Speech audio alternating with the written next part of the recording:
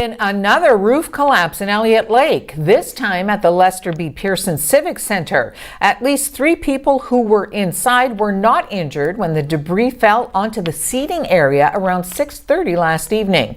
Murray Finn told Elliott Lake Today that he heard a crack and then the roof came down. He and 2 others were in the building preparing for a dress rehearsal for a play scheduled to open for dress rehearsal tonight. Finn said it was fortunate the collapse happened this evening instead of opening night. Elliott Lake CAO Dan Gagnon indicated there were no injuries in the collapse. Coincidentally, Finn was also in the former Algo Center Mall on the day it collapsed in 2012, killing 2 people. He considers himself blessed to have survived both. Government House Leader Bardish Chagger responded to questions about SNC-Lavalin from Conservative Deputy Leader Lisa Raitt. Speaker, this morning the Clerk of the Privy Council confirmed that he and the Prime Minister sought to influence the decision of the Attorney General in the matter of bribery and fraud charges against SNC-Lavalin. Can the Prime Minister confirm that this indeed is the case? Yeah. Honourable Government House Leader. Speaker, we have always respected the work that committees do. That's exactly why we are the government that increased resources at committee. Members from both sides have been asking for witnesses to appear. Committee is doing that important work. We know that last week the Director of Public Prosecution Service confirmed that prosecutors in every case, quote, exercise their discretion independently and free from any political or partisan consideration.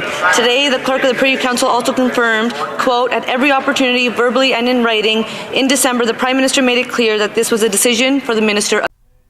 According to a framework agreement signed yesterday, the Canadian government is promising more than $10 million to build new homes, repair others, and put portables in place for a remote Indigenous community in Northern Ontario where substandard, mold-infested housing has sparked a health crisis.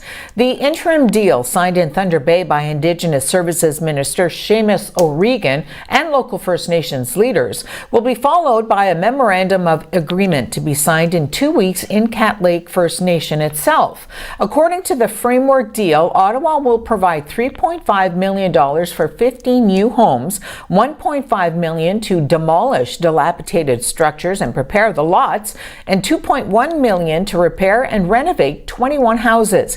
In addition, the government will put up another $3 million to ensure delivery and installation of 10 portable houses in Cat Lake, which can also be used for transitional housing. O'Regan said he was hoping to see at least a sliver of progress by the time he visits Cat Lake in 2 weeks. Cat Lake, by the way, is about 180 kilometers north of Sioux Lookout. In BC, Delta Police Chief Neil Dubor provides an update on the investigation into the stabbing of an off-duty officer and a woman outside an elementary school. Yesterday at approximately 3 o'clock, we had an acting sergeant who was off duty for the Delta Police Department waiting to pick up his children outside of Immaculate Conception School, which is in North Delta. That acting sergeant's name is John Jasmine. And as he was waiting to be able to see his kids come out of school, he sees a fight that's starting to ensue between a man and a woman. That fight is escalating as John is watching this, and he at one point gets out of the car where he's waiting for his children to come to, and goes out and actually breaks up the fight and actually tackles the male that is involved in that fight.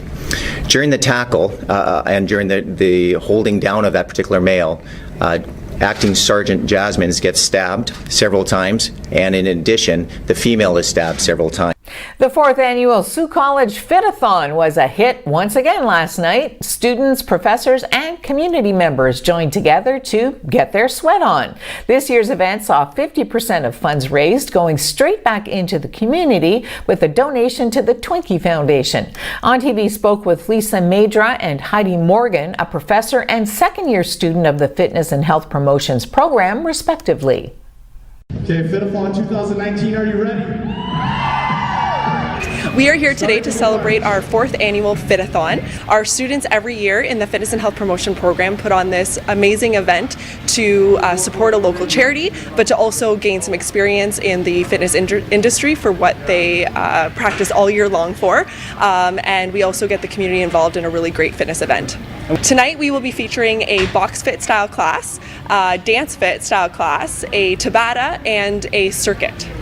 The first year we just thought we wanted to do something that gets the whole community involved. So we wanted to do something that we knew we were passionate about and something that we thought that the community would enjoy. So the first year we ran it, and it was so successful that we thought we definitely have to do this every year, and it just keeps getting bigger and better. So we're really excited to host our 4th annual. And each year, the Fit-a-thon actually chooses a charity to donate the proceeds to. So half of all of our ticket sales will be going this year to the Twinkie Foundation. It's just a matter of choice.